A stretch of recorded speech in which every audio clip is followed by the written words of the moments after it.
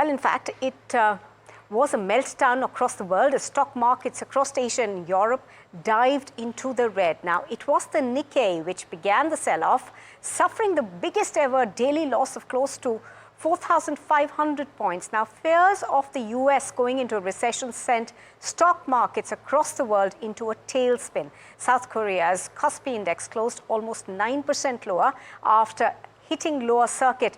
This was the biggest fall in its history. Now, Taiwan's Taipei index too closed the day's trade 8% lower. Hong Kong's Hang Seng ended the day 2% in the red, and China's Shanghai Composite Index were down 1%. The sell-off in the global markets comes on the back of fears of the US economy going into recession.